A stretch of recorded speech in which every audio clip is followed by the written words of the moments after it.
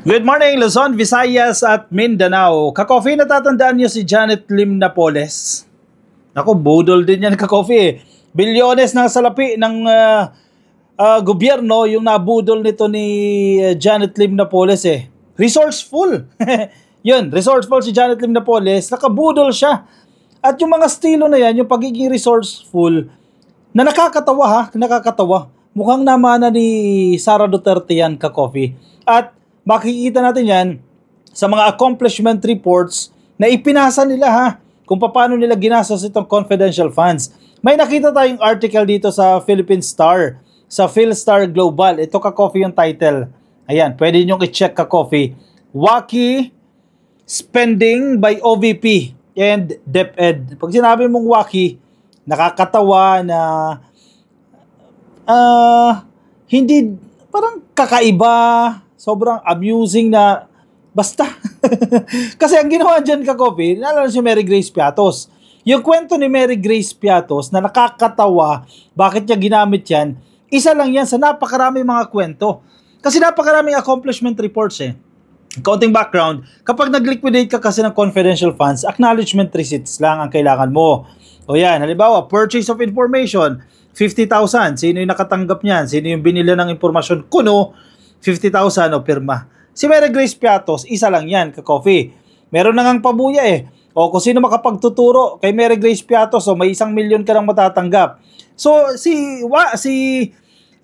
Mary Grace Piatos, isa lang siya sa napakarami. Yung iba, sino? Meron po ang apelyido Nova. Kasi Piatos, chicheria eh. Meron Nova. Totoo ito ha. Mukha nakakatawa lang talaga ha. May Nova. Merong Uwishi. Merong Tempura. Totoo yan ka-coffee, hindi mga jokes yan.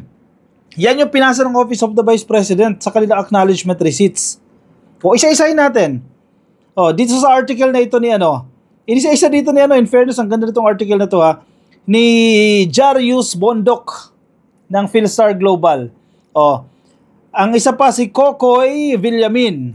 So, Kokoy Villamin, yung pangalan ha, na nakatanggap po ng confidential funds from OVP on September 17, 2023. Also from DepEd. Wala pong petsa kung kailan siya nakatanggap, but with generic address o taga-Uzamis. O yan, baka may kilala kayo ka-coffee. Kokoy Villamin na taga-Uzamis. Walang petsa.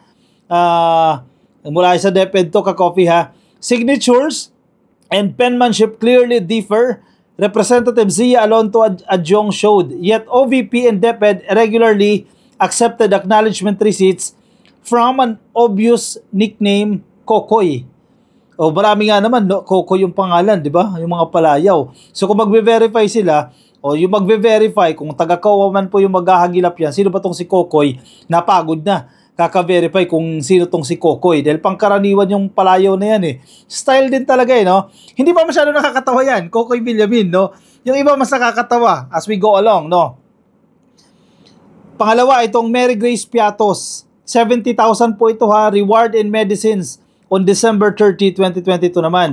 Meron daw pong old low-key Piatos clan dyan sa Davao City. Oh, nag-exist pala yan ha, Piatos ang apelyido ha. But none first named Mary Grace. Pero walang Mary Grace, pero merong Piatos yung apelyido. Obviously concocted. Representative Romeo Acop noted, Mary Grace is a nationwide cafe bakery chain of 137 outlets. Siguro, paborito nila yan, yung Mary Grace na yan. At ang Piatos naman po ay famous potato chips na brand po yan ng potato chips. So siguro mga paborito nila yan, mga chicheria. Kaya dyan nila pinapangalan yung confidential funds nila. Number 3, the OVP's accomplishment receipts were for surnames Nova. Yan, chicheria. Naku, masarap yung Nova, yung parang yero, no? Owishi, Tempura, or mere initials AAS and JOV. Grabe naman to ka-coffee. Paano mo i-verify yan? In short, walang way para ma-verify yan. Sino tong AAS na yan? Sino itong JOV na yan? Committee Chair Representative Joel Chua said 158 OVP ARs. 158. Biruin mo yan ha. 158. Sige, mag-calculator tayo. 158 na ARs yan. O, sabihin natin, 50,000, pinakamababa ka coffee, 50,000 isang AR. Tumataginting na 7.9 million pesos. 7.9 million pesos. Para lang dito sa mga acknowledgement receipts lang yan. Ang assumption natin, 50,000 lang. Para kung may 100,000 dyan, may 150 dyan, may 200,000 dyan. Kaya mabilis na ubos yung 125 million pesos na yan. Grabe. 10 OVP ARs from different persons in different provinces and on different dates had the same distinguishing ink. Paano nangyari yun? O sinusuri na nila pati tinta, tapos yung iba tinatawanan. May mga friends pa nga tayo sa Facebook, nakita natin, tinatawanan nila yung pagsusuri doon sa ballpen na ginamit. Aba, may mga kasong nare-resolve sa mga ganyang bagay na hindi mo inaakala. Kasi may punto naman ito, ha? 10 na accomplishment receipts from different persons in different provinces. Paano mo nagawa yan? And on different dates, had the same distinguishing ink. Yung forma ng tinta, iisa lang. At 10 acknowledgement receipts. Iba't ibang tao. Iba't ibang probinsya. Paano nangyari yun? Diba? Madidetermine mo yan eh. Alam mong gustong sabihin lang yan, isang upo lang yung ginawa yung mga acknowledgement receipts na yan. Isang upuan lang. Halimbawa, ikaw, sige, hindi mo si Sarah gagawa yan eh. May mga tao yan. O, sige, gawin mo na yung AR na yan. O, isang upo. O, sige, petsahan mo. Ito, ganitong petsa.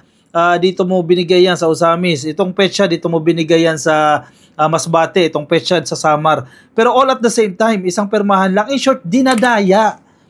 Dinadaya yan. Imposible yan ka-coffee. Tapos yung mga eng-eng naman ng mga DDS, pinagtatawanan yung mga congressman, bakit daw pati yung tinta ng ballpen pinag-uusapan? Agencies use black or blue ballpens, a Commission on Audit representative said. But ACOP, a retired PNP general, said the detective in him finds highly irregular the use of Jamine Passion Blue ink by different persons on different dates and places. Hindi ko itong alam itong brand na to ha. Diamine Passion Blue ink by different persons on different dates and places. Nakakapagtaka naman kasi talaga.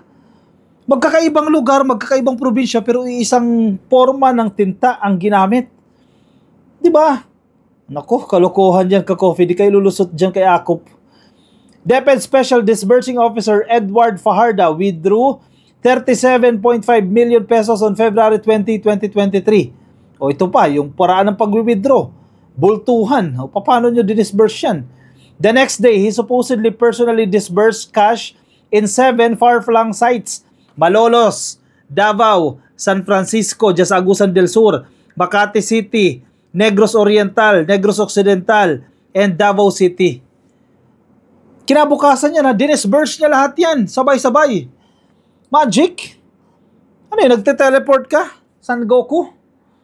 Kahit mag-chopper ka, hindi mo magagawa yan. Siguro teleport. O sige, mula dito sa Malolos, dalhin mo ako sa Makati. Mula sa Makati, dalhin mo ako sa Davao. Ganyan kabilis yan.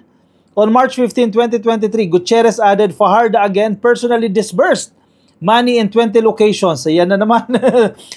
Namudbud na naman ang pera.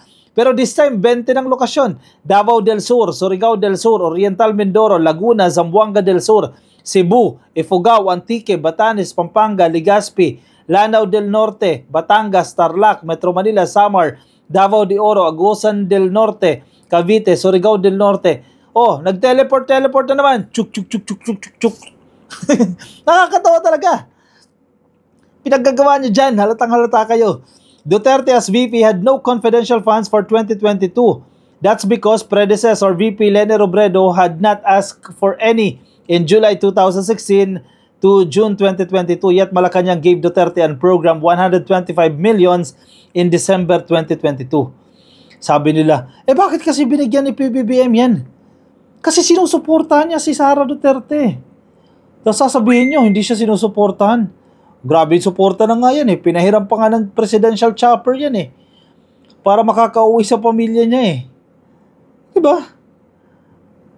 Sinusuportahan siya, pero hindi ibig sabihin na yung nagbigay ang mananagot dyan. Kung sino yung gumastos dyan, sino nagwalda, siya ang managot dyan.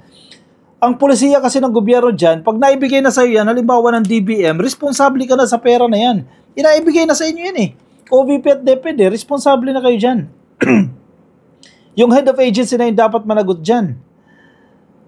Duterte used it up in 11 days, December 21 to 31, including Christmas, Rizal Day, and New Year's Eve. O, holiday, namumudmud ng pera. 11 days, pinaspasan eh. Expenses include 16 million rentals. So, yan yung mga narentahan dyan sa 34 safe houses. Ayan, dyan nadadali yan eh. Totoo ba nag-i-exist yung mga safe houses na yan? Baka sila din na mayari ng safe house na yan. Rates ranges from 45,000 to 150,000 a day. Grabe namang mahal ng safe house na yan. 250,000 a day. Costlier than in a posh Boracay. Costlier than in posh Boracay.